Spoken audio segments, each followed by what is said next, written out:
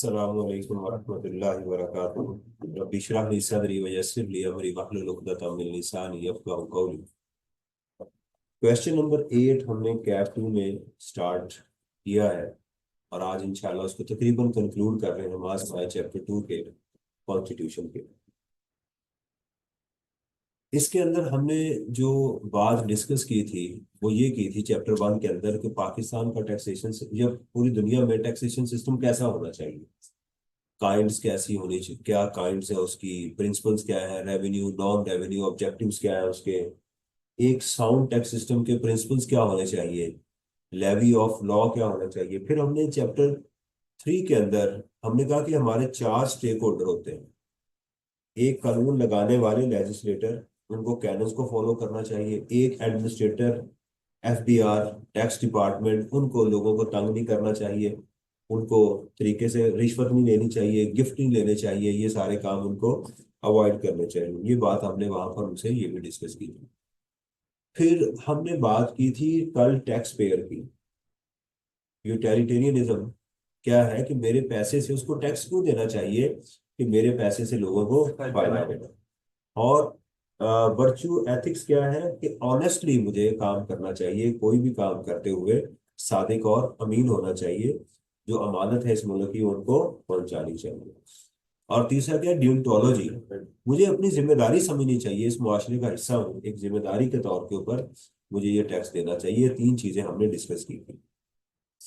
उसके बाद हमने टैक्स प्रैक्टिशनर्स को यानी चार्टर्ड अकाउंटेंट कंसल्टेंट जो है उनके बारे में बात की थी कि एक पर्सन को ऑनेस्ट होना चाहिए, इंटेग्रिटी होना चाहिए, प्रोफेशनल होना चाहिए, ड्यू केयर के साथ काम करे और उसकी कॉन्फिडेंशियलिटी जो है उसकी केयर करे, उसको इन्फॉर्मेशन को खाम फायदे उधर।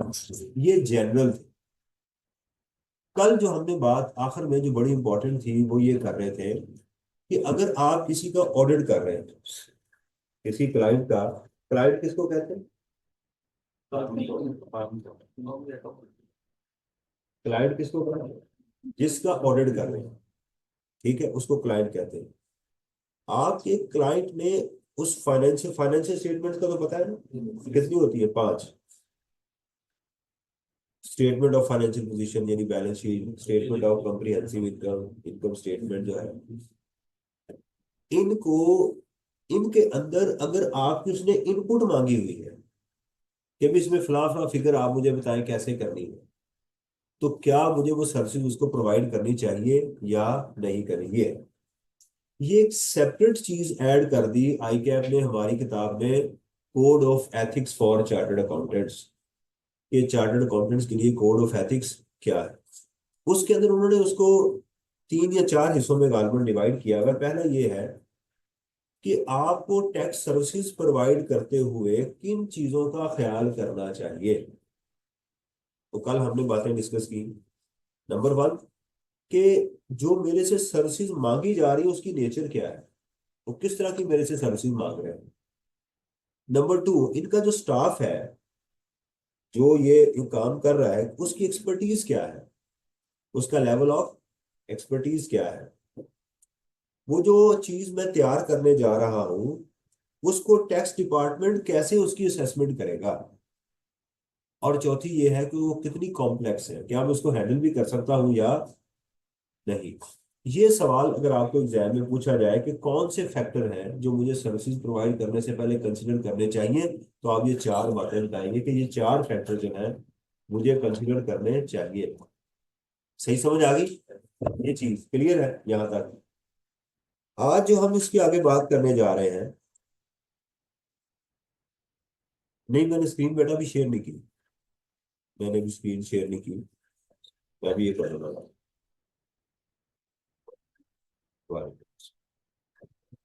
अच्छा, सबसे पहले तो हम अपना स्कोप डिसाइड करते हैं कि इस चैप्टर में से पेपर में किस तरह के क्वेश्चन आए हुए हैं। मैं बार बार कहता हूं कि जब तक आप कोई चीज पढ़ ले और आपको ये नहीं पता चल रहा कि इसमें से मेरे से सवाल कैसा पेपर में आएगा, तो आप 50% तो फेल हो जाते हैं वहीं पे। यानी भी असल काम तो मैंने वहां जाके परफॉर्म करना है ना, मुझे वहां पर जो परफॉर्म करना है वो कैसा होगा, मुझे उसकी तैयारी करनी है। समझ आ रही है? तो ये अब देखिएगा, पहली चीज हाँ, वो है ऑटम के अंदर ये क्वेश्चन आया हुआ है।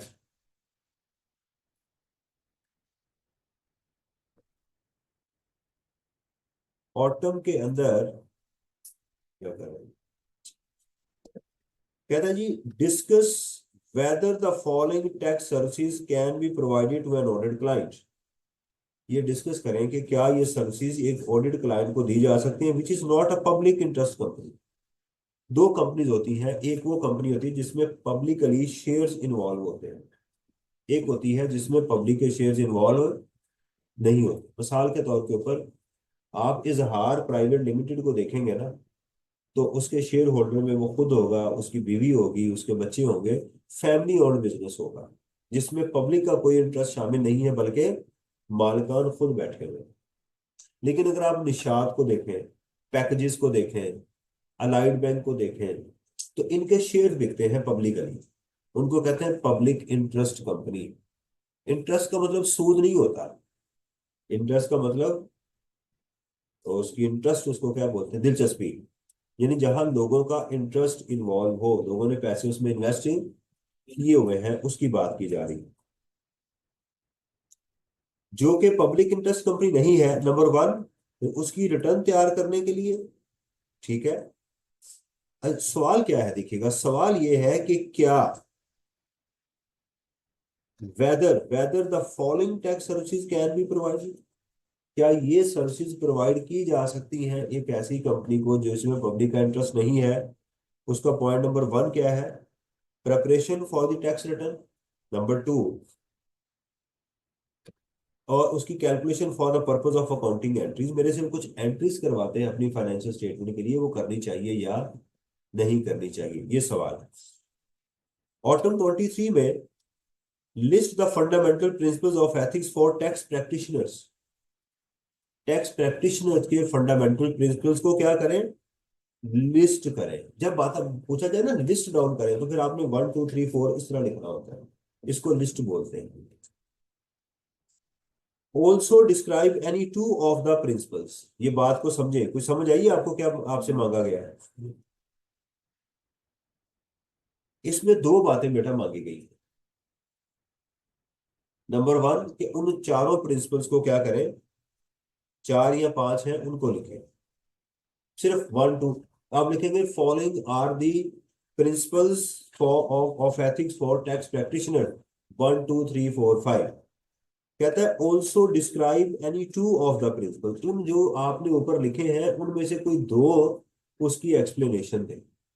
अगर किसी बच्चे ने चारों ही लिख के चारों की एक्सप्लेनेशन दे दी, वो नंबर तो आपको दे देगा, लेकिन वो आपको समझ जाएगा कि बेवकूफ आदमी है। देखें, जवाब देना और तरीके से जवाब देना, दोनों चीजें इंपॉर्टेंट होती हैं, ये बात आपने जहन में रखनी है। क्या कहा मैंने, reply and how to reply, ये सीखना है। प्रोफेशनल, इसीलिए सीए को प्रोफेशनल स्टडी कहा जाता है। कहता है जी, give two examples each of the tax avoidance and tax evasion. क्या मांगा उसने, सिर्फ एग्जाम्पल दे। अगर किसी ने इसको एक्सप्लेन करना शुरू कर दिया, तो इसका मतलब वो सही, देखिए वो कर रहा है, कोई रेलेवेंट बात कर रहा है, लेकिन जो डायरेक्ट पूछी गई है वो बात नहीं कर रहा। मैं आपसे पूछूं आप कहाँ जा रहे हैं, आप कहाँ जा रहे हैं, आप कहें जी मैं घर जा रहा हूँ, ठीक है। ज्यादा स्पेसिफिक होंगे तो कहेंगे मैं अपने घर जा रहा हूँ, हो जाए किसी और के घर भी जा रहे हैं, तो आप क्या कहेंगे, मैं अपने घर जा रहा हूँ। अगर आप इतना जवाब देना शुरू कर दें, सर पहले मैं यहाँ से निकलूंगा, फिर मैं यहाँ से उबर करवाऊंगा, क्रीम करवाऊंगा, राइट, फिर मैं जाके पहुंचूंगा वहां से, फिर मैं आगे जो है वो चिंची पे बैठूंगा, फिर मैं अपने घर पहुंचूंगा।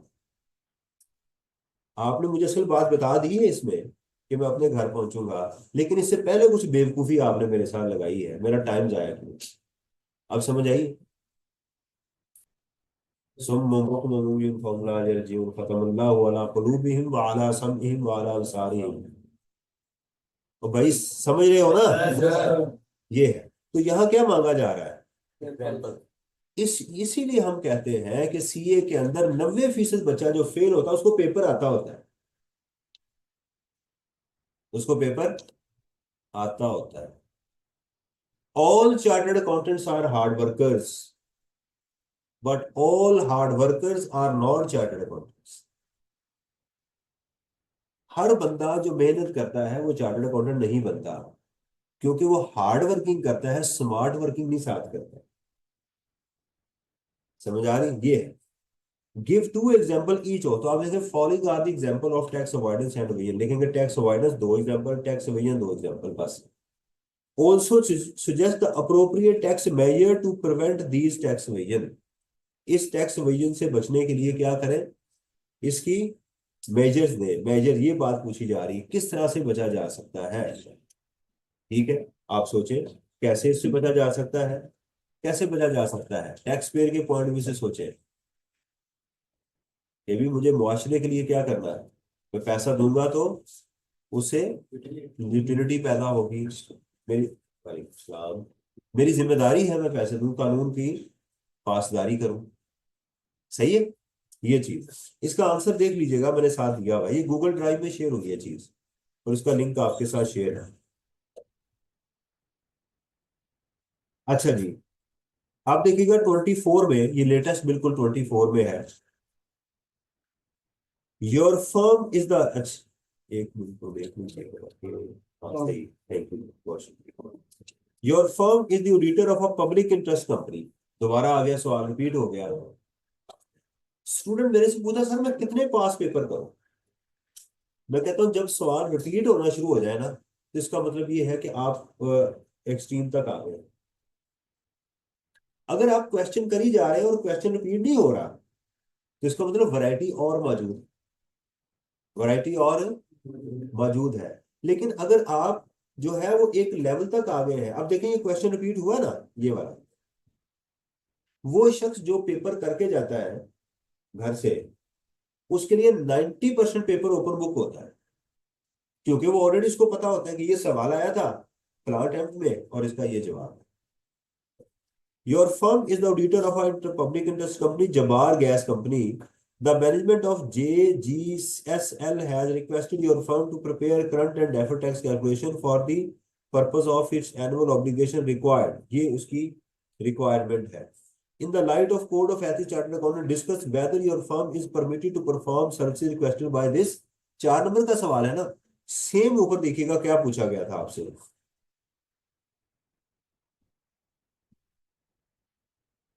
किधर गया ये अगर किसी बच्चे ने ऑटम 2022 का क्वेश्चन किया हुआ है और उसकी ये रिक्वायरमेंट अच्छी तरह पढ़ के गया है, वो ये वाली, इसको पता था इसका ये आंसर है, सेम क्वेश्चन जब रिपीट हुआ तो उसको क्या होगा, 4 नंबर उसके पक्के हो गए ना।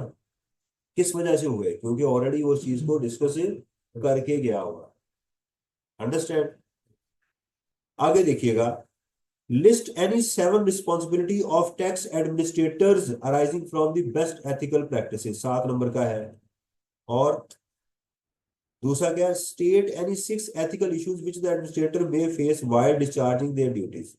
10 नंबर आए हैं 2020 में। ये क्या लिखा हुआ है, लिस्ट एनी 7 रिस्पॉन्सिबिलिटी।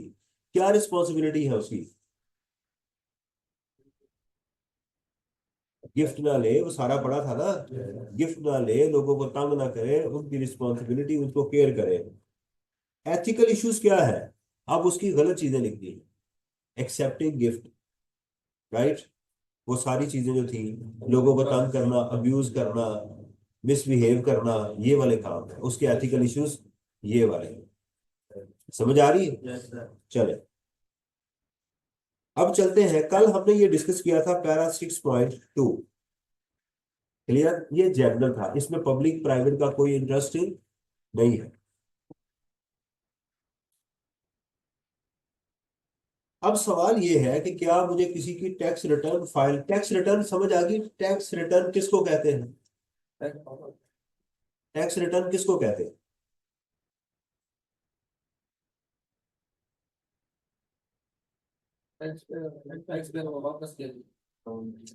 टैक्स को रिटर्न करना, कैश किसे कहते हैं, कोई बता सकते हैं टैक्स रिटर्न किसको कहते हैं। मैं लफ्ज बोर्ड ना देखें, जहां लफ्ज अपने आप को ये मत सोचा करें कि मुझे ये लफ्ज नहीं आता बाकी सबको आता है, कोई अच्छा होता ये कि भेड़चाल होती है। यार ये किसी ने भी नहीं पूछा, मुझे नहीं पता यार, मेरी इंसल्ट ना हो जाए क्लास में, और वो किसी को भी नहीं पता होता। मैं किसी प्रेजेंटेशन में था, तो वो सारे ही ना कोई बात के ऊपर डिस्कशन स्टार्ट होगी, बड़े इंटेलेक्चुअल लोग बैठे हुए थे, वो बात करेंगे स्विक सेंस फलाना टिंगना लगे हुए हैं। मैंने हाथ खड़ा किया, मैंने वो प्रेजेंटर से पूछा, भाई साहब ये स्विक सेंस आप किसको कह रहे हैं, पर इसको तो एक्सप्लेन करो। वेरी गुड क्वेश्चन, लो जी इसके ऊपर बहस शुरू होगी, मुझे पता है ना किसी को भी नहीं आता, और आधे घंटे से डिस्कस हो ही जा रही है। समझ आ रही? तो इस डायलेमा से निकले बाहर। ये कॉम्प्लेक्सिटी का शिकार होता है बंदा। समझ आ रही है? एहसास कमतरी होती है उसके अंदर। भाई नहीं पता, आप पूछ ले कि भी इसका क्या मतलब। मैं बात कर रहा हूँ तो मेरे सामने कोई अंग्रेजी का लफ्ज बोलता है, मुझे नहीं समझ आती, मैं कहता हूँ इसका क्या मतलब है। तो क्या मेरी इंसल्ट होगी? मेरे नॉलेज में इजाफा हुआ है। अगर वो ना पूछता तो मेरा नॉलेज खराब हुआ था, मुझे नहीं समझ आनी थी कि इसका क्या मतलब है। और कई दफा ऐसा होता है कि मैं लफ्ज पूछता हूँ, कहते हैं यार आपने पूछा है, मैं बोलता तो अक्सर हूँ लेकिन मुझे पता नहीं इसका मतलब क्या है। तो इसलिए आप अपने आप को ग्रो करना चाहते हैं तो इस एहसास से कमतरी से बाहर पहले आए। समझ आ रही? टैक्स रिटर्न कहते हैं वो इंफॉर्मेशन, वो फॉर्म जो आप एफबीआर को जमा करवाते हो, उस डॉक्यूमेंट का नाम टैक्स रिटर्न है। टैक्स रिटर्न डजंट मीन कि वो जो है ना आप टैक्स वापस कर रहे हैं। Tax return is a document prepared by the taxpayer at the end of the tax year in which he provides information to the FBR। मैं भी दिखाता हूँ।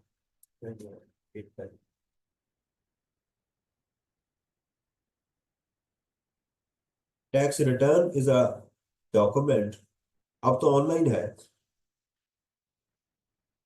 Tax return is a document, अब ब्रैकेट में लिख लें ऑनलाइन, ये online form है in which a tax payer,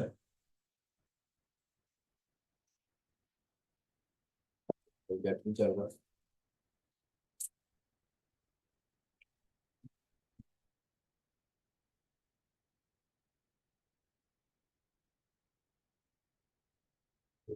net क्या कर रहा है, नेट को क्या मतलब, नेट तो ठीक चल रहा है बिल्कुल।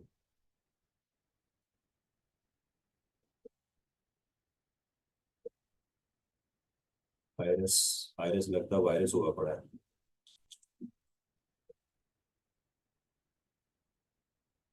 ये डैशबोर्ड पे कहाँ मिल जाता है?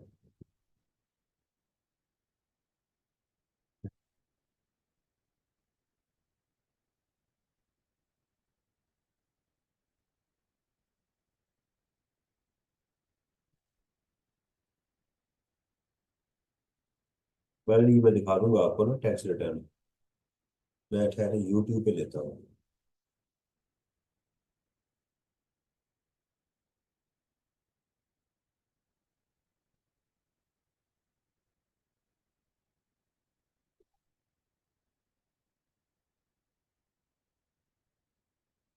तो एफबीआई का जाता को मीटर घुमा हुआ है, कोई चीज करो। ये एक फॉर्म नजर आ रहा है आपको? नहीं नजर आ रहा? क्या करें अब इसका इलाज?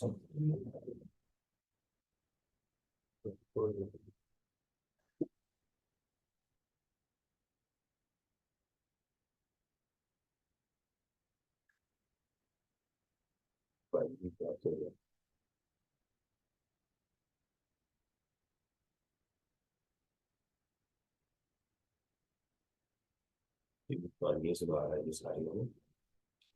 चलो फिर किसी दिन ये और लॉग इन होगा तो मैं आपको दिखाऊंगा। यानी उसके अंदर आप उस फॉर्म के अंदर आप क्या बताते हैं, मैं कौन हूँ, मेरी इनकम क्या है और मेरा टैक्स क्या है। दैट्स इट, मैंने वो दिखा दिया आपको। टैक्स रिटर्न क्या है, is a form, right, online form है in which a taxpayer provides his information, provides his information, provides his information to the tax department, to the tax department.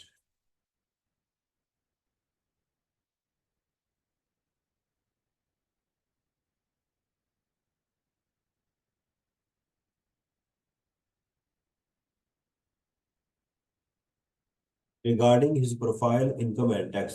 regarding his profile income and tax। regarding profile mean मैं कौन हूँ, मेरा नाम क्या है, मेरा telephone number क्या है, मेरा एनटीएन क्या है, मैं कहाँ रहता हूँ, मैं कारोबार क्या करता हूँ, ये प्रोफाइल है। नंबर टू इनकम, पूरे साल में मैंने कमाया क्या है। और टैक्स, उस पे मेरा टैक्स कितना बनता है। ये तीन चीजें प्रोवाइड करता है। उस फॉर्म को टैक्स रिटर्न कहते हैं। फाइल करना, इसीलिए लफ्ज आपने फाइलर सुना होगा, बड़ा मशहूर है। तो वो शख्स जो रिटर्न फाइल करता है रेगुलरली, उसी को फाइलर भी कहा जाए, इसलिए उसको फाइलर कहा जाता है। कभी सोचा आपने फाइलर, इसको फाइलर क्यों कहा जाता है, क्योंकि वो रिटर्न फाइल करता है। फाइल टिपिकल वर्ड है जमा करवाना। फाइल का मतलब क्या है, जमा करवाना। रिटर्न उस डॉक्यूमेंट को कहते हैं जिसका नाम गोशवारा, उर्दू में इसको गोशवारा कहते हैं।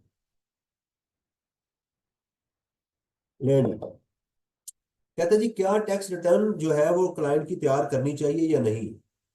ये सवाल है, मैं आपको दिखा चुका हूँ। वेदर टैक्स रिटर्न को service should be provided to the client. मेरा क्लाइंट कहता है कि भाई मेरी तुम इंफॉर्मेशन एफबीआर को मेरे बिहाफ पे प्रोवाइड करो।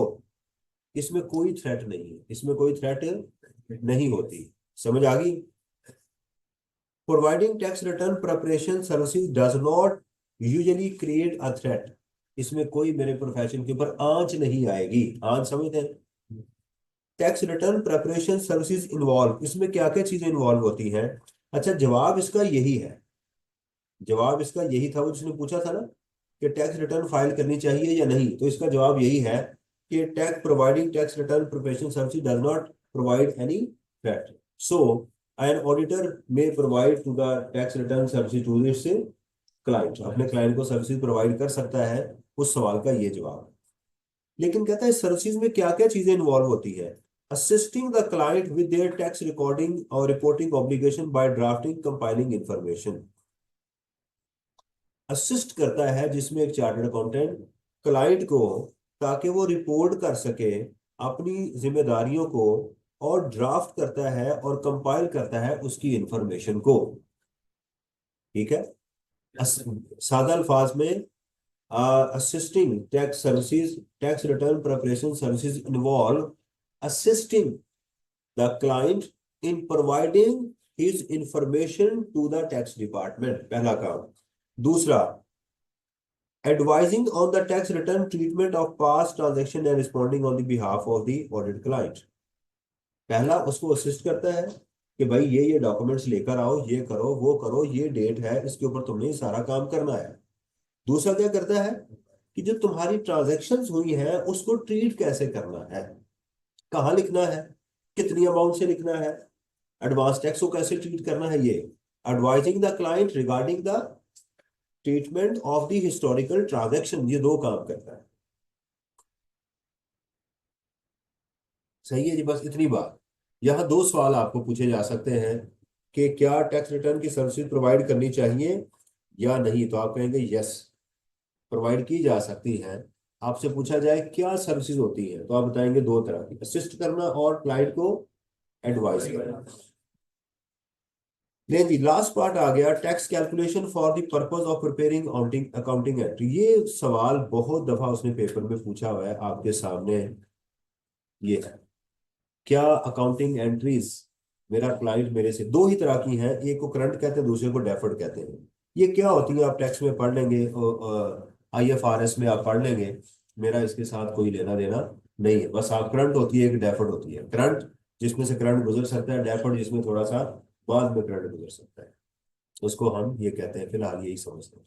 करंट, करंट कहते हैं लेटेस्ट, जो अभी मैंने टैक्स देना है। और डेफर्ड, जो डेफर्ड होके या देना है या लेना, उसको डेफर्ड बोलते हैं।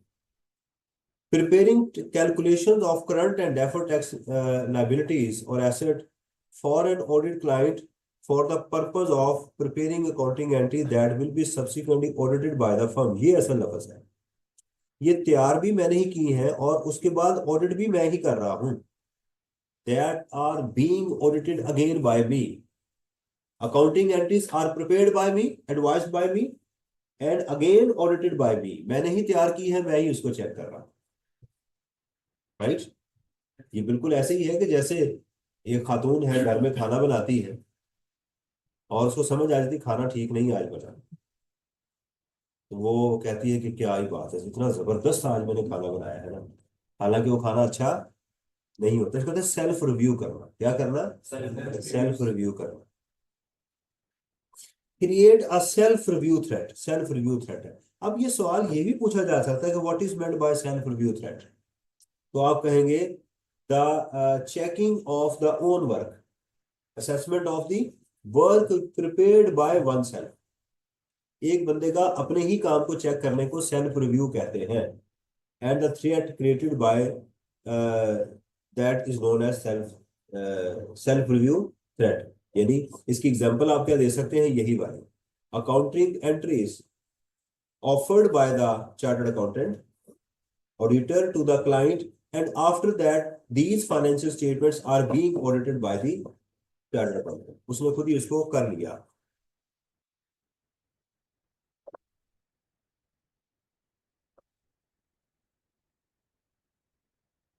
अच्छा, अब आते हैं ये बात उसने दो दफा पूछी हुई है कि भाई अगर एक कंपनी जो कि पब्लिक इंटरेस्ट एंटिटी नहीं है और एक पब्लिक इंटरेस्ट एंटिटी है, उसके लिए क्या प्रोसीजर है, क्या एहतियात करनी चाहिए, ये है असल में सवाल। क्या एहतियात करनी चाहिए और क्या एहतियात नहीं करनी चाहिए। एहतियात क्या बता रहा हूं, ये किस चीज की बात हो रही है? ऑडिट क्लाइंट की। मैं किसी को ऑडिट करने जा रहा हूं और उसकी फाइनेंशियल स्टेटमेंट में एंट्रीज मैंने ही दी हुई है या मैं देने जा रहा हूं, उसके रिगार्डिंग मुझे क्या करना चाहिए। देखिएगा, examples of action that might be safeguards to address such a self review threat when the audit client is not a public interest company include। ये सेफ गार्ड क्या होता है? मुझे कोई थ्रेट है तो उससे बचने के लिए मुझे क्या करना चाहिए? तो सीट बेल्ट नहीं पहनते। थ्रेट क्या है कि एक्सीडेंट होगा तो आप सीट बेल्ट पहनते हैं। वो जो थ्रेट है मुझे, दोबारा सुनिएगा, मैं दोबारा बताता हूँ। आप अपने क्लाइंट को डेफर्ड और करंट अकाउंटिंग की एंट्रीज बता रहे हैं, बताएं कौन सा थ्रेट क्रिएट होगा? Self review threat. क्या क्रिएट होगा? सर उसको चेक नहीं हमें भी करना है। हाँ, यही थ्रेट है ना, इसीलिए इसको सेल्फ रिव्यू थ्रेट कहते हैं। इसीलिए इसको क्या बोलते हैं? Self review threat. यहां तक आप मेरे साथ हैं कि आप अपने क्लाइंट को अकाउंटिंग और डेफर्ड टैक्स की एंट्रीज एडवाइस कर रहे हैं, तो इससे क्या जनरेट होगा? इसके सेफगार्ड्स क्या है, इस थ्रेट से कैसे बचा जाए ताकि मैं इंडिपेंडेंट रहूं, मैं अपनी सही इंफॉर्मेशन जो है वो प्रोवाइड करूं। मिसाल आपको देता हूं, कल की या परसों की जो हमारी तरमीम हुई है, एक शख्स जो है जिसके ऊपर इल्जाम है कि उसने चोरी की है, क्या जज उसको सिलेक्ट करना चाहिए कि कौन मेरा फैसला करेगा? इससे क्या होगा कि वो दोनों का आपस में इंडिपेंडेंसी खत्म हो जाएगी। इंडिपेंडेंसी, ये जो तरमीम हुई है उसमें इंडिपेंडेंसी का ही सवाल पैदा हुआ कि पहले हमारी जो अदालत थी वो इंडिपेंडेंट थी, यानी उसको चूज, ये नहीं कर, पार्लियामेंट नहीं चूज करती थी, हमारे मिनिस्टर नहीं चूज करते थे, ये अलग थे। यानी ये अदालत थी, ये इंडिपेंडेंट थी और ये अलग थी। जब इनका केस लगता था तो ये आगे से रिएक्ट करते थे कि तुमने ये भी किया, तुमने ये भी किया। अब जब चूज ही इन्होंने करना है, अब नई तरमीम क्या कह रही है, हमारा दस्तूर क्या कह रहा है? हमारा दस्तूर क्या कह रहा है कि अब ये इसको चूज करेंगे। अब जजेस को कौन चूज करेंगे? तो इंडिपेंडेंसी तो इनकी गई ना। अब ये इनसे इनके मिलते करेंगे, मुझे चीफ जस्टिस बना दे, इमरान का जाएगा जी, आपकी मेहरबानी है जी, मुझे चीफ जस्टिस, आपकी बेहतर खिदमत करूंगा, मिनो अन जो बात आप कहेंगे वो मानूंगा, आपकी बड़ी मेहरबानी, ऐसे ही होगा ना। इसके ऊपर सवाल खड़ा हुआ है कि वो जो पहले इंडिपेंडेंसी थी वो, अब मैंने अपने ही काम को टेस्ट करना है। अब समझ आइए आपको बात की सीन की, मैंने अपने ही काम को टेस्ट करना है। ये है मेरा self review thread. Safe guards क्या है? अच्छा अब चलें, अब ये तरमीम हो गई, बन गई। मैं आपसे पूछूं इसके सेफ गार्ड्स क्या है? सेफ गार्ड्स अब क्या होने चाहिए इंसान के पुत्रों वाले? कि अब पार्लियामेंट जिस बंदे का केस हो उसकी मर्जी उसको उस कमेटी में शामिल ना करे। जरा मेरी बात, क्योंकि मेरे टॉपिक के साथ मेरा ताल्लुक है, इसलिए बता रहा हूँ। यानी 10 लोग हैं, उस किसी का केस लगा हुआ करप्शन का, वो जाना सुप्रीम कोर्ट में। असूल अब सेफ गार्ड क्या है? कि उस बंदे को उस कमेटी में ना लेके आए, कि भाई तुम इस कमेटी से बाहर जाओ। अब हम चीफ जस्टिस का करने लगे हैं, उसको इंतखाब करने लगे हैं। आप नहीं बैठ सकते जी। मैं क्यों नहीं बैठ सकता? क्योंकि आपके ऊपर चोरी का इल्जाम है। अगर आप बैठोगे तो आप उस बंदे को लेकर आओगे जो आपका जानने वाला है, तो आपका केस तो वो फुस करके उड़ा देगा। अब समझ आइए, ये सेफ गार्ड, ये क्या है? सेफ गार्ड है। या उस जज की उनके अंदर ऐसे लोग बिठाएं जो इसके साथ इंटरलेटेड ना हो, इंडिपेंडेंट लोग बिठाएं, और उसके ऊपर कोई चेक रखे। आप समझ आइए सेफ गार्ड की। Yes sir. ये सेफ गार्ड क्या होता है? अब ऐसा गया हूं भाई, कोई यस नो कर दो। आप तो मेरे गैर महरम नहीं हो ना? क्या समझ आई है? Yes sir. ये है सेफ गार्ड। क्या है? कहता है जी अगर आप ऐसी काम कर रहे हैं, use professionals who are not audit team member to perform the services. तो आप जब अकाउंटिंग एंट्रीज करें, वो वाले लोग ना लेकर आए जिन्होंने क्या करना है, उसका ऑडिट भी करना है। आप ही के ऑफिस में अपने क्लाइंट को अकाउंटिंग एंट्रीज देने वाले और होने चाहिए, और ऑडिट करने वाली टीम अलग होनी चाहिए।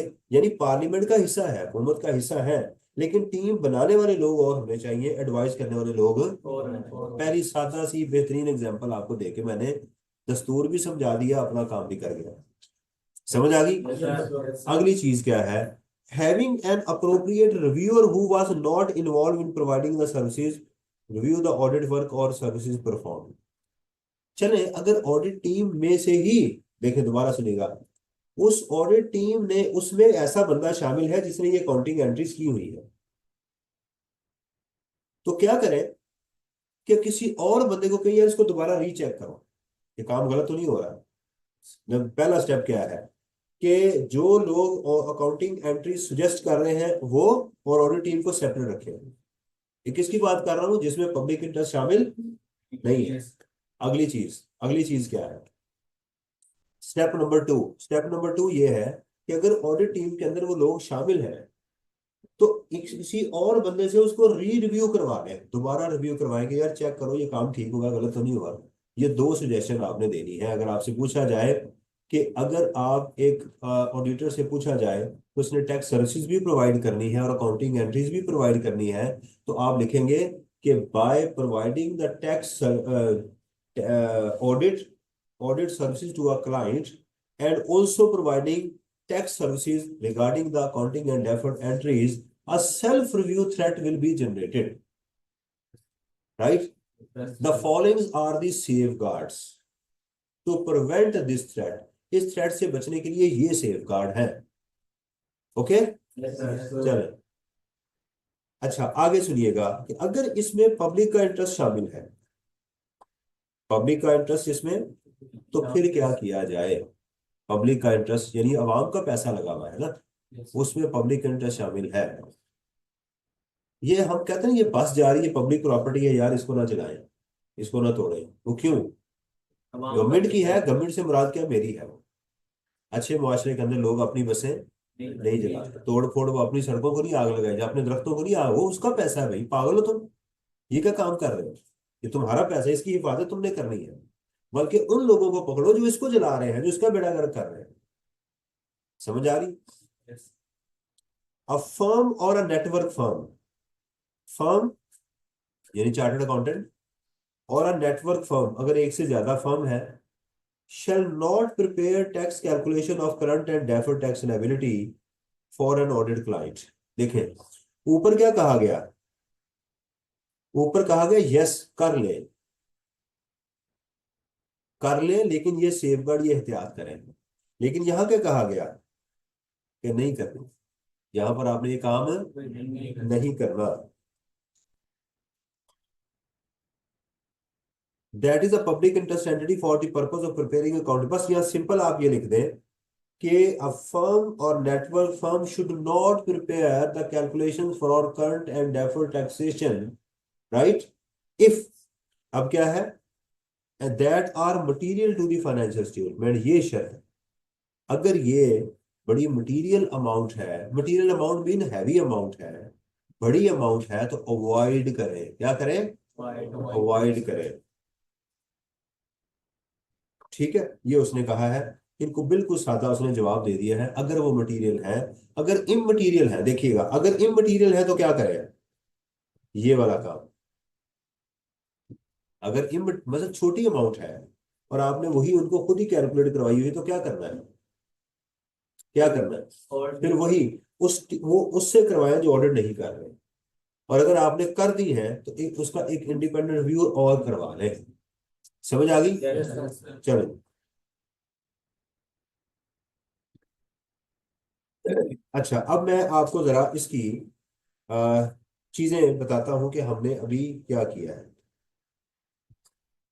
ये मैं इसमें चला जाता हूँ अपनी,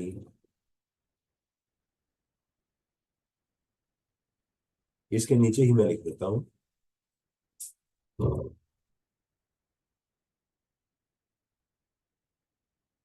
कोड ऑफ एथिक्स नंबर 1, पहला इशू क्या था जो हमने डिस्कस किया है?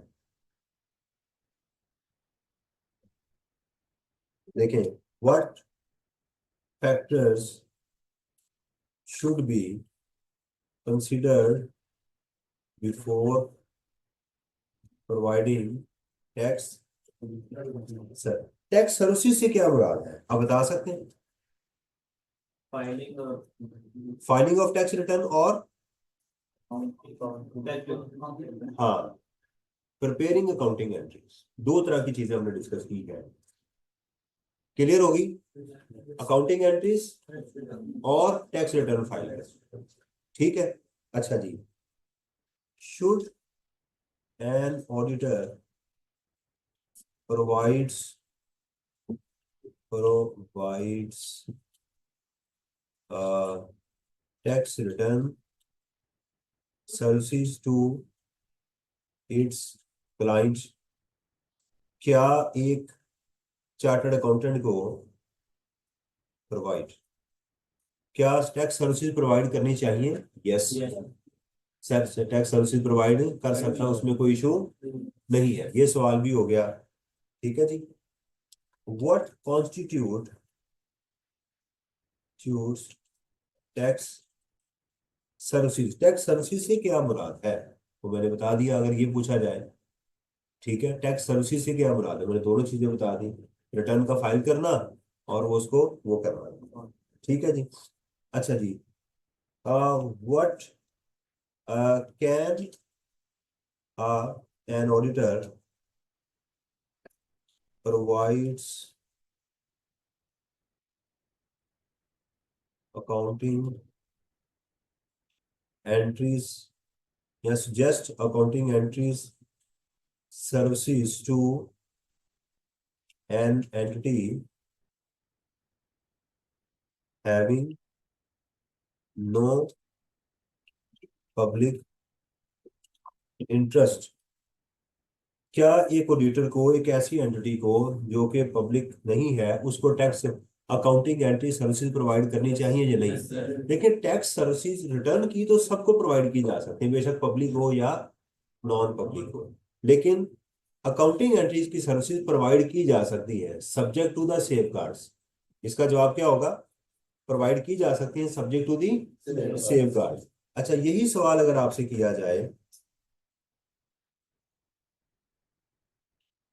कि अगर वो to an entity having public interest, फिर इसके दो जवाब होंगे। इसके दो जवाब होने चाहिए। Number, if the amount is material then do not provide accounting entry services. ठीक है, अकाउंटिंग सर्विसेज फिर ना करें। और अगर if the amount is immaterial then provide services by employing safeguards. ठीक है, ये आप काम कर सकते हैं, इसका मैंने आपको ये जवाब लिख दिया है। कोई क्लियर हुई है चीज? ये मैंने पूरी कोड ऑफ एथिक्स की समरी जो है वो मैंने यहाँ पर वो लिख दी है। What factor should be considered before providing services, क्या कंसिडर करने चाहिए, ये वाला कि इसकी बात करें, ये वाला कि आपको टैक्स सर्विसेज प्रोवाइड करते हुए किन चीजों का ख्याल करना चाहिए। नंबर वन क्या क्या थी मैंने पढ़ाई थी आपको?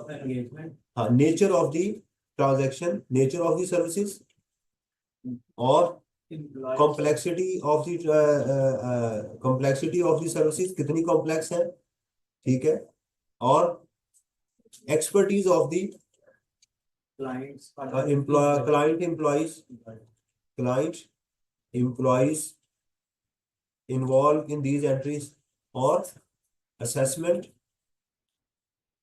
by the tax authorities। ये इसका जवाब बनता है। टैक्स रिटर्न को, टैक्स रिटर्न सर्विसेज प्रोवाइड की जा सकती है, यस, ठीक है। What constitute tax services, tax services से क्या मुराद है, ठीक है, tax filing services and suggesting accounting entries regarding current and deferred liabilities or assets, right? इसका क्या जवाब है? यस, इसका क्या आंसर है? Yes, can be provided subject to the following safe guards. वो सेफ गार्ड कौन कौन से हैं, दो बताए हैं आपको, ठीक है, ये वाले क्लियर हो गया? Yes sir. यस, यस ये हमारा था जी चैप्टर नंबर 1 और 3। ये हमारे अल्हम्दुलिल्लाह दो चैप्टर क्या हो गए, कंप्लीट। क्लियर? यहाँ तक कोई सवाल हो? नहीं, यहाँ तक कोई क्वेश्चन तो नहीं है? चलो, नहीं जी, अब इसका जो अगला हिस्सा बचा है हमारा वो क्या है, वो जरा सुनिएगा। नेक्स्ट जो, अच्छा जी, अब जरा सुनिए, चैप्टर 1-3 में कोई सवाल आपने मेरा बेटा लिख के याद करना है चीजों को, बार बार कह रहा हूं, अगर लिखेंगे नहीं। दूसरा मैंने आपको एक रिक्वेस्ट की हुई है कि चैट जीपीटी के साथ 8 मिनट 10 मिनट डेली डिस्कस करें अंग्रेजी में। कितने लोग हैं जो कर रहे हैं? 1 2 3, माशाल्लाह। अब आपको मेरी चीज बुरी लग रही है, अच्छी लग रही है? उसके साथ बात करके हेजिटेशन होंगे, फ्लुएंट होंगे, अंग्रेजी अच्छी लिखनी शुरू करेंगे, 25% मैं कह रहा हूँ या 50% ये सीए हो जाएगा आपका, अंग्रेजी ठीक होगी आपकी। इंटरव्यू में जाएंगे, मुझे दुआएं देंगे कि सर वाकई मैं इंटरव्यू दे रहा था, मेरा बॉस बात, मैंने आपको बताया कि एक दो बंदा, एक साहब आए थे हमारे पास आर्टिकल्स में या किसी जगह पर, तो वो बात जो कर रहा था ना, उसकी बात सुनते ही उन्होंने कहा यार नॉलेज है नहीं है इसको, रख लो, अंग्रेजी अच्छी बोलता है, प्रोनाउंसिएशन इसकी अच्छी है, बड़ा कॉन्फिडेंट था बच्चा। समझ आ रही है?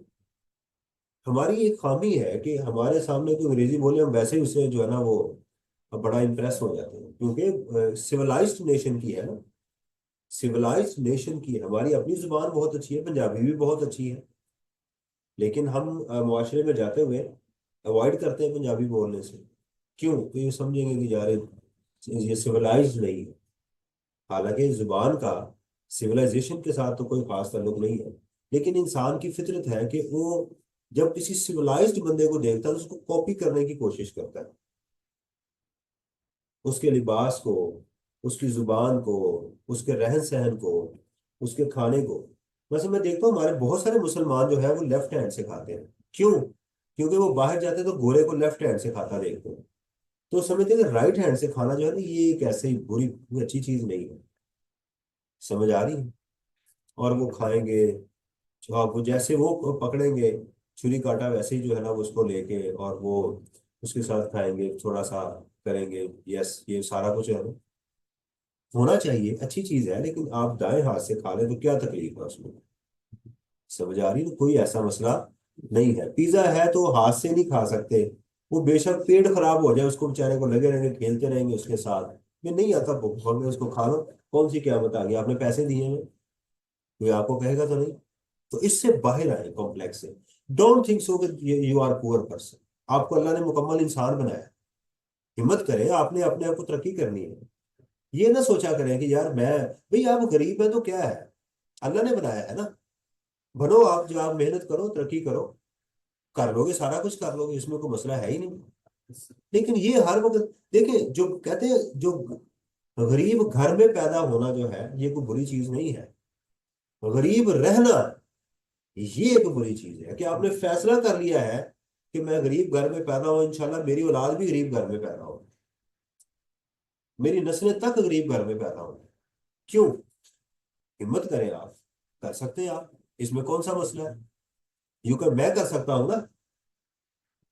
कभी स्टोरी सुनाऊंगा अपनी कि मैंने सीए कैसे किया।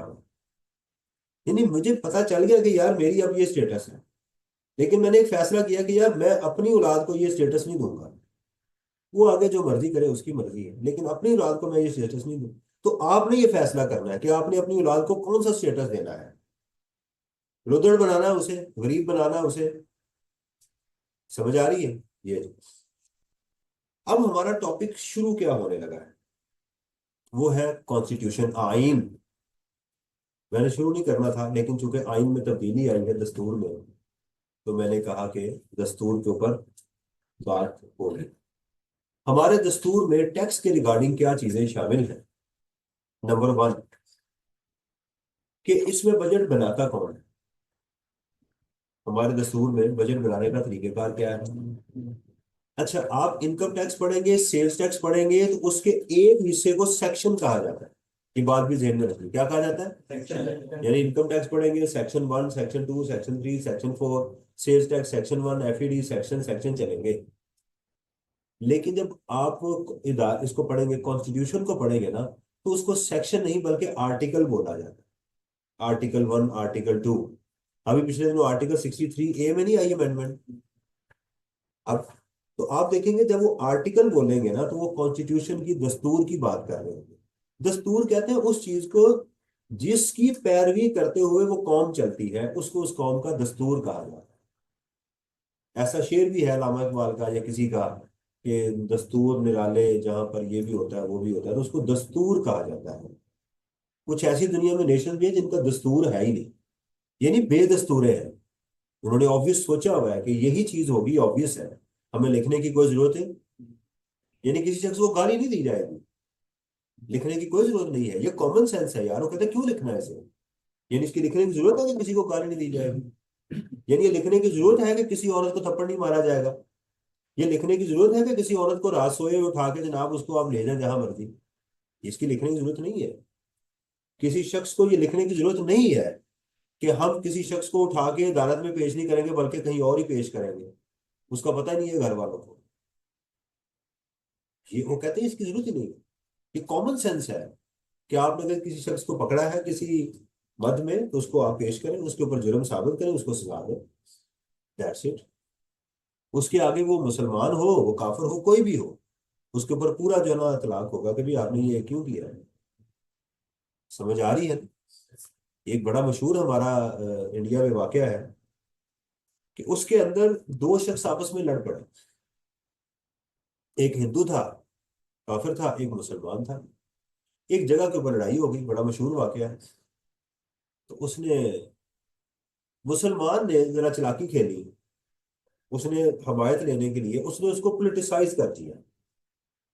उसने कहा कि अगर ये जगह, जमीन का टुकड़ा मुझे मिल गया, मेरे हक में फैसला हो गया, तो इस पे मैं मस्जिद बनाऊंगा। हम तो वैसे ही उतर जाते, मस्जिद, बस मस्जिद बनाओगे। अब ये जायज हो ना जायज हो, हम लेके छोड़ो। और उसने भी आगे से कह दिया, हिंदू ने, उसने कहा अच्छा ये बात है, उसने कहा अगर ये मुझे किताब टुकड़ा मिल गया, मैं इस पे मंदिर बनाऊं, देखी जाएगी। अब वो जनाब अच्छा खासा मसला पैदा हो गया। तो वहां का जो लॉर्ड था, उसको पता चला कि ये तो बड़ी अच्छी खासी जंग छिड़ने लगी है। उसने उनको बुलाया, उन्हें कहा कि भाई साहब मेरी बात सुनो, यार कोई कंसेंसस कर लो। उस हिंदू ने एक बात की, उसने कहा कि ये फलां जो इनका मौलवी है ना मुसलमानों का, वो जो फैसला देगा मुझे मंजूर। उन्हें कहा अच्छा, उन्हें कहा मसला ही कोई नहीं, दैट्स इट। उन्हें कहा ये तो मसला ही हल हो गया।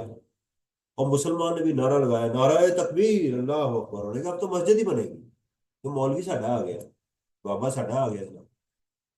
उन्होंने जनाब उसको बुला लिया। उन्होंने कहा मौलवी साहब, ये दोनों का लड़ाई हुई है, आप बताएं, आपके ख्याल में ये जमीन मुसलमान की है हिंदू की है? मैंने कहा हिंदू की है। उन्होंने कहा आपको पता है ये क्या कह रहे हैं? अदालत भरी हुई थी कि इसके ऊपर इसके बाद मंदिर बनना है। उन्होंने कहा मंदिर बने, मस्जिद बने, चीज इसकी है, ये मुसलमान झूठ बोल रहा है। उन्होंने कहा अच्छा। उन्होंने कहा ठीक है जी। उसने फैसला कर दिया। कहते हैं अदालत में उस बंदे ने कहा, उसने कहा आपका मजहब इतना सच्चा है, यानी आपको पता था कि ये मुझे मेरी जगह है और इस पे मंदिर बनने वाला है? उसने कहा जी हाँ। उसने कहा कि मैं फिर इस्लाम कबूल करता हूँ और यहाँ मस्जिद बनेगी। कहते हैं अदालत में जितने लोग को काफर थे सब ने इस्लाम कबूल कर लिया। ये हमारा इस्लाम है। ये है कि दस्तूर ने कहा कि भाई दस्तूर क्या है, हमारा दस्तूर क्या है, कुरान पाक। तो उसमें लिखा है भाई यार झूठ नहीं बोलना, सच्ची बात करो जो भी हो। आपका बेटा है सामने, कोई भी है। समझ आ रही? हजरत उमर फारूक रजी अल्लाह तआला अन्हु का वाकया है, सुना आपने? क्या था उसमें? उनके बेटे ने। उनके बेटे के ऊपर इल्जाम लगा, खुद कोड़े मारे। मैंने कहा इल्जाम है इसके ऊपर। ये होती है चीजें जिससे इस्लाम ने तरक्की की। 1400 किलोमीटर का मरबा फतह कर दिया है।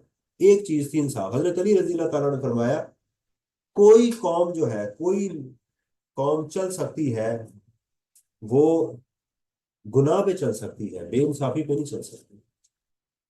कुफर का सिस्टम बे इंसाफ पे चल सकता है। इंसाफ आप देख लें, आजकल जिसको हम काफिर कहते हैं, मार मार के हमारा बुरा हाल किया है उन्होंने।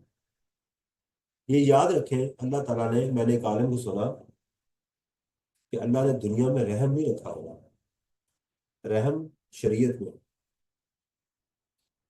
आज हम कहते हैं कि जनाब इसराइल जो है वो मार रहा है, गजा के ऊपर मार रहा है, बच्चे मर रहे हैं, उनकी तस्वीरें आ रही हैं। तो अल्लाह कहाँ है? अल्लाह हमारी दुआएं क्यों नहीं सुन रहा? हर मस्जिद में, बैतुल्लाह में, हर जगह पर 1 अरब मुसलमान दुआएं कर रहा है। वो क्यों कत्ल हो रहे हैं? अल्लाह ने ये अपना तरीका ही नहीं रखा। यानी जब वो इसराइल वाले वेपन्स तैयार कर रहे थे, जब वो तरक्की कर रहे थे, जब वो मशीनें बना रहे थे, हमारे मुसलमान इमाम मेहदी का इंतजार कर रहे थे। अल्लाह ताला ने कहा ठीक है, इमाम मेहदी के आने तक तो कम से कम मार खाओ ना, जब आएगा फिर देखी जाएगी। तुम्हें मैंने 2 बाजू दिए हैं, तुम्हें 2 आंखें दी हैं, तरक्की करो, तुम भी करो। उनको जमीनें बेचते गए हो, बेचते गए हो, खरीदते गए हैं, खरीदते गए हैं। उन्होंने कर लिया कब्जा। समझ आई? नबी अकरम सल्लल्लाहु अलैहि वसल्लम की सीरत पढ़े, कोई सुन्नत नहीं है कभी, मैंने जो जहां तक पढ़ा है कि नबी के सल्लल्लाहु अलैहि वसल्लम ने पहले दुआ की हो बाद में और बैठ गए हो चुप कर। नहीं। कितने वेपन्स हैं, कितने लोग हैं, कितने आ रहे हैं, कहाँ पहुंचे हैं, पता करवाओ। जासूसी की उनकी, सारा कुछ पता करवा रहे हैं, जगह की लोकेशन सेट करो, सारा कुछ किया, ये कुआं बंद कर दो, ये कुआं बंद कर दो, बैठ गए। फिर जब सारी रिसोर्सेज किए, फिर हाथ उठाए, इतना रोए कि हजरत अबू बकर सिद्दीक रजी अल्लाह ताला ने फरमाया कि यार सुन, अपने आप को हलाक कर लेंगे, क्या कर रहे हैं, इतनी आवाज आ रही है, या अल्लाह यही बंदे हैं, मैं सब कुछ ले आया हूं तेरे सामने, ये मर गए तो कौन फिर तेरा नाम लेगा? जंगे उहुद में देखें क्या हुआ। पूरी स्ट्रेटजी बनाई, तुम यहाँ हो, इस चट्टान पे नहीं हिलना, तुम यहाँ जाओगे, तुम मेमना में होगे, तुम दरमियान में होगे, यहां से हम अटैक करेंगे, यहाँ पकड़ेंगे। जंगे अहजाब देख ले, क्या करें यार। ताइफ से वापस आते हैं, ताइफ से वापस आए नबी अकरम सल्लल्लाहु अलैहि वसल्लम। सुने जरा, वापस आए, कितना जुल्म हुआ। फरमाया कितना जुल्म मेरी जिंदगी में मेरे ऊपर कभी नहीं हुआ कि बच्चों ने पत्थर मारे। वापस आए तो बाहर मक्के से ठहर गए। एक सहाबी थे, पैगाम भेजा कि यार फलां शख्स के पास जाओ, वो मुसलमान नहीं है, उसे को मुझे ईमान दे। नबी कह रहे हैं, आप पढ़े तो सही सीरत, हमारे मौलवी बताते ही नहीं है। ये तो अपने बापों से इनको एहसास नहीं आता, उनके कर में। तो क्या नबी के सब दुआ करते कि या अल्लाह इनको तबाह कर दे, मुझे खराब तो नहीं होना था? हमें हमें सबक दे के गए। ग्राउंड रियलिटी देखो। बुलाया उन्हें, वो आया, उन्होंने कहा जी मैं आपको अमान देता हूँ। क्या नहीं, ऐसे नहीं, मुझे यहाँ से लेके जाओ, मेरी जान को खतरा है यहाँ का। सीरत की किताबें पढ़े। वो अपने 6 बच्चों को साथ कहते हैं गाल में लेके आया, तलवारें उन्होंने निकाल ली म्यान से, क्योंकि कुफार उस वक्त हजरत खदीजा रजी अल्लाह ताला अन्हा का इंतकाल हो चुका था। हजरत अबू तलब जो थे वो फौत हो चुके हुए थे। बड़ी यानी बुरी हालत थी उस वक्त मुसलमानों की। और उसने कहा कि जिसने अपनी बीवी को, बेवा और बच्चों को यतीम करना आ जाए, मैंने मोहम्मद सल्लल्लाहु अलैहि वसल्लम को पनाह दी है और फिर उनको पनाह दो। आप कभी सीरत पढ़ते नहीं है ना, हमें मसला ये है।